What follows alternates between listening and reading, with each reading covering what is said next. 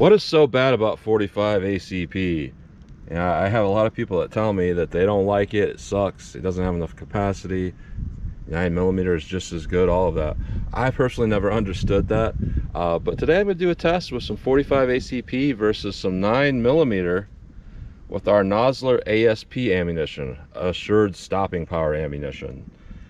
Our 9mm is a 124 grain Nosler jacketed hollow point rated at 1150 feet per second, and our 45 ACP is a 185 grain Nosler jacketed hollow point rated at 980 feet per second.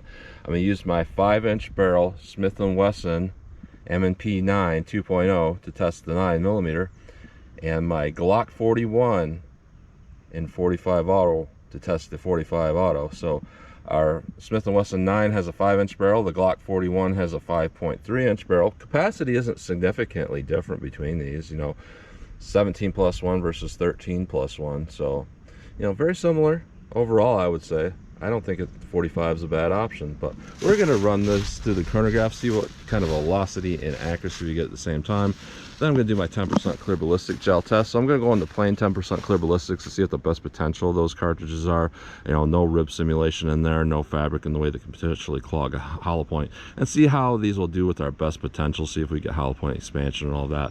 Then I'll move on to doing more of a real world simulation with 4 layers of sweatshirt material on this first 3-inch piece that represents hitting a pectoral muscle, followed by a 1/4-inch medium density fiberboard that represents hitting ribs or sternum, 16 more inches of clear ballistics, and another 1/4-inch medium density fiberboard at the back to represent hitting back ribs. I feel like that gives us a little bit better representation of an actual living target. And by the way, clear ballistics is roughly half density compared to flesh, so 3 inches here and 16 inches here is more like 1.5 inches and 8 inches in a real living target. So to the back rib simulation, that's like 9.5 inches straight, and then a few inches past that's like maybe 10.5, 11 inches. So we'll do our plain clear ballistic shot, then our real world simulation shot, and then I will shoot at the steel target to see what kind of practical accuracy and shootability I can get with these. So let's get started with this test. All right, first up we'll run our 9mm. This is rated at 1150 feet per second. That's probably through a 4-inch barrel. I did run this ammo in a previous test through my Taurus G2C with a 3.2-inch barrel. I was getting 1065 feet per second, so we'll see how much we get above 1065, see if we can hit that 1150 feet per second rated out of this 5-inch M&P here.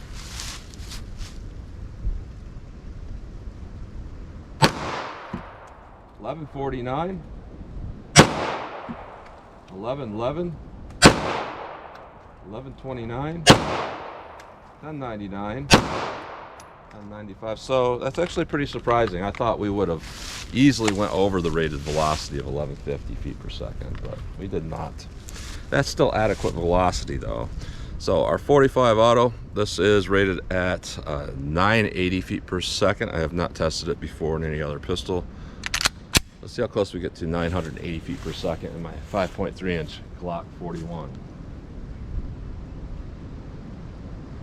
$946, $967, $1,002, $988, $1,019. So not super consistent, but I would say our average is probably pretty close to that 980 feet per second. So one thing to note here is the recoil is pretty low in this. Wasn't that much more recoil to me than a 9mm. So let's hit our ballistics gel block and see how these compare. All right, first up we'll do our plain clear ballistic shot. This gives us our best potential to get hollow point expansion because there's no fabric in the way that can clog a hollow point. There's no rib simulation that can slow down its penetration. And remember, this is a half representation of the density, so whatever you see in there would be about half that far in an actual living target. So let's see what we get here with our plain clear ballistic shot with our 9mm.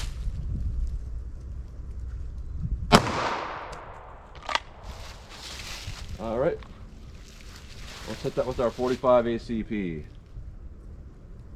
Let's go take a look.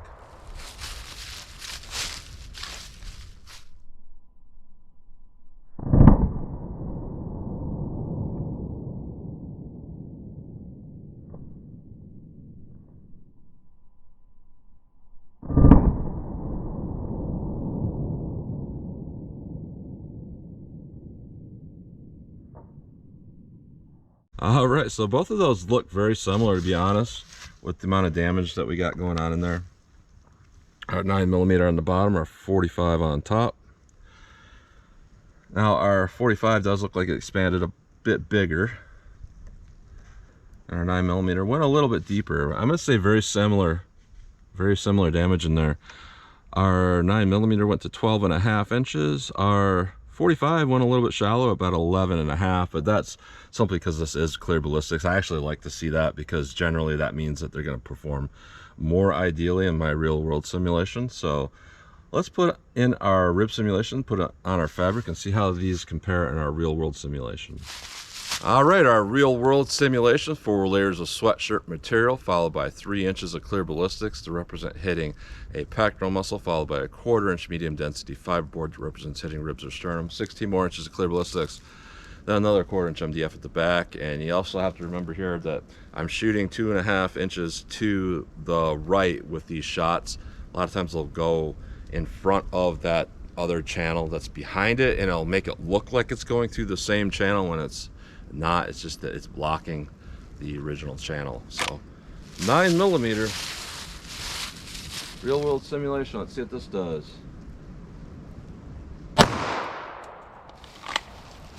All right, now let's hit that with our 45 ACP. Let's go take a look.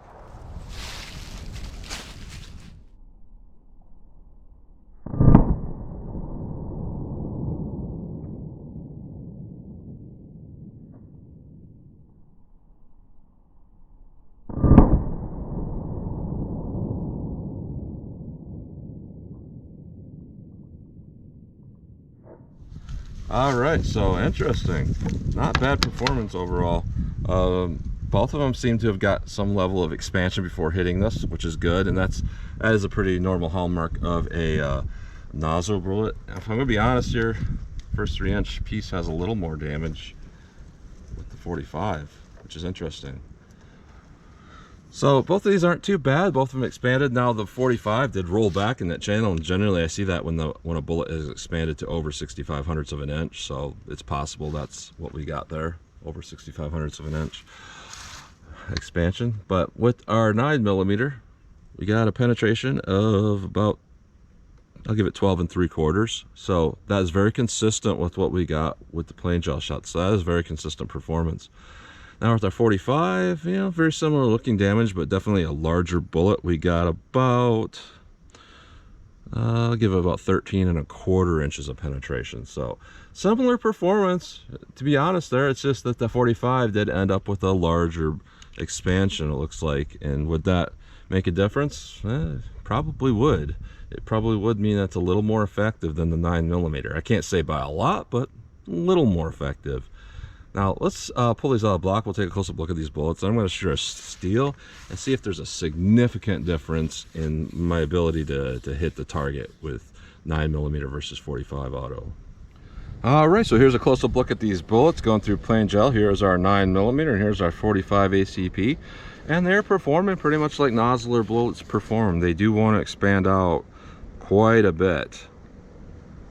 You know, they're not bonded or banded bullets, and the jackets are pretty thin, the lead's pretty soft. They're known for that, but they do expand out really well. So that's our 9mm. Here's our 45 auto.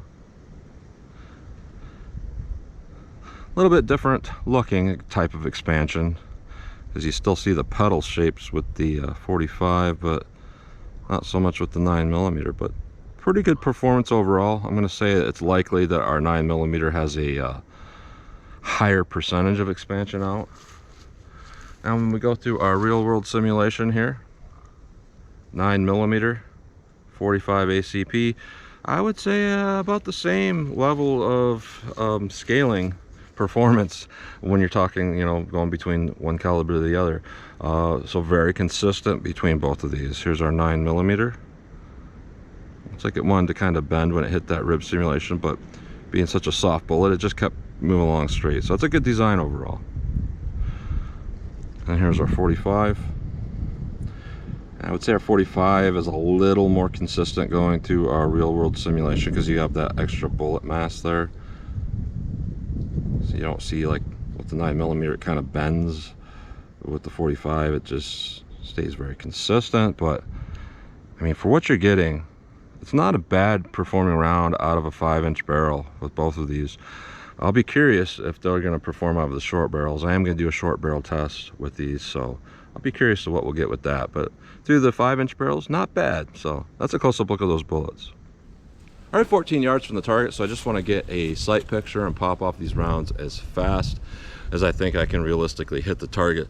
I've actually had a lot of people tell me that the 45 auto is terrible because you cannot get a follow-up shot in any reasonable amount of time. So I just want to put that to the test, and I'm not a competition shooter. I'm not a professional in any way. I'm just a guy that I'm a YouTuber basically. I come out here, I shoot a little, blink a little.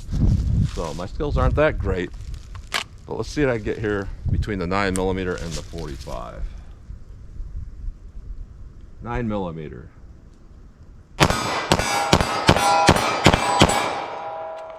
Alright, so, you know, they do space out a little bit when I'm just trying to fire them quickly.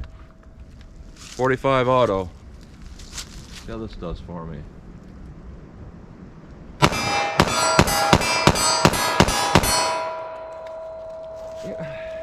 I can't say there's a huge difference. I mean, there's a little bit of a difference. I feel a little more recoil with the 45, but when you're talking those 185 grain bullets, they muzzle rise a lot less than 230 grain, so it's really hard for me to say there's a huge difference at all. I mean, a little bit, but it's not really that significant. Let me back it up and shoot from some distance for fun and see how these things will do from some distance.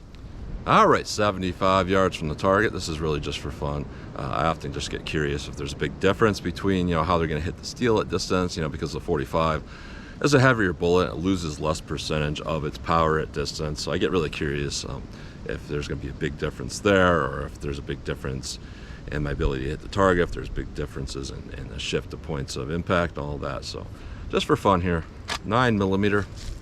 Let's see how this does from 75 yards.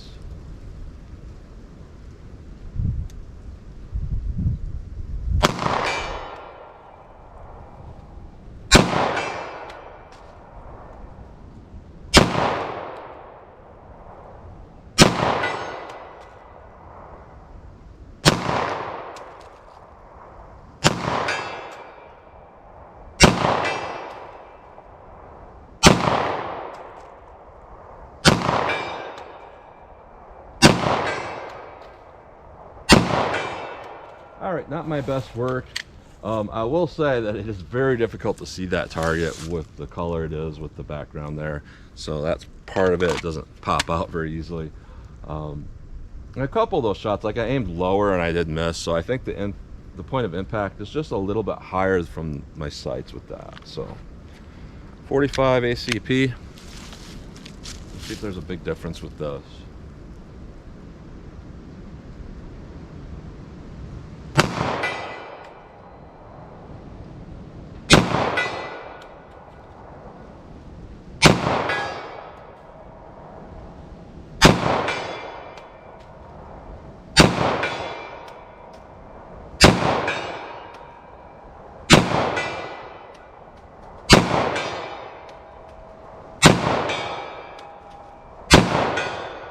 Alright, so I felt more confident with that. I don't know why.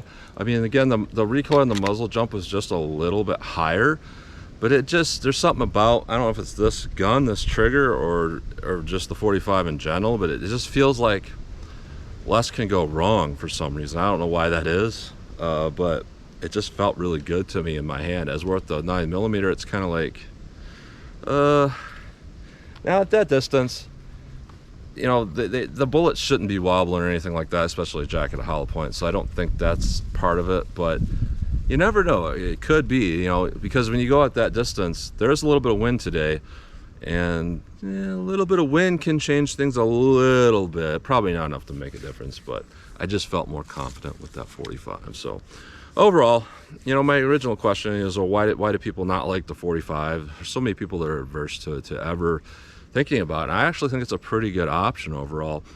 I think overall it's more consistent when it comes to its ability to stop threats. If you look at a lot of the data out there, if you look at like 9mm FMJ versus 45 FMJ, you know, you're talking about 50% one-shot stop with the 9mm and something like 63% with the 45 auto. That's just because there's more bullet diameter, there's more energy there. And also, when you're talking jacket of hollow points, kind of doesn't matter if they expand very well. It's just over the course of decades, it's just been shown that it's been a little more effective than 9mm. Now, the argument against that is, well, modern bullet technology has caught up, but that modern bullet technology is still going to be used in the 45 and make it that much better. And the other argument is capacity. Well, I'm looking at these two pistols are very similar in size. 13+1 versus 17+1.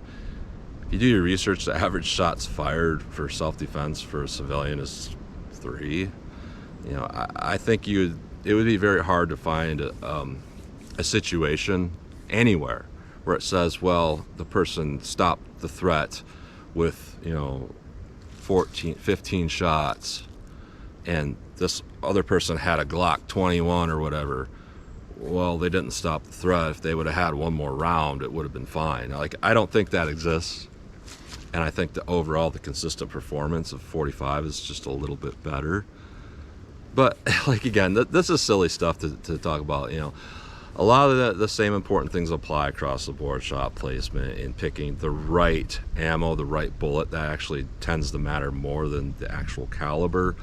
But I do think there's a little advantage with the 45.